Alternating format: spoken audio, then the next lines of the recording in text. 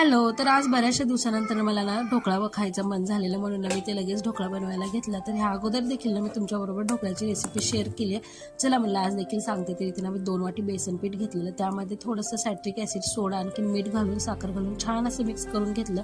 त्याला ना छान असं मिक्स करून वाफलायला ठेवून दिली. तर बघू शकता किती छान स्पॉन्जी डोसा आपला तयार होतो. त्यानंतर छान अशी वरतून ना जिरा, मोहरी, कढीपत्ता घालून ना फोडणी टाकून घेतली, मस्त असा ढोकळा एन्जॉय केला. त्यानंतर रात्रीच्या जेवणात ना आज माशाचा बेत होता, तर इथे ना माशाला ह्याने धुवून वगैरे घेतलं आणि त्यानंतर थोडंसं लिंबू लावून ठेवलेलं.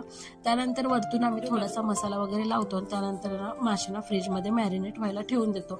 त्यानंतर ना मॅरिनेट झाली ना तर त्याला मसाला वगैरे लावून घ्यायचा आणि छान असं माशांना तळून घ्यायचे.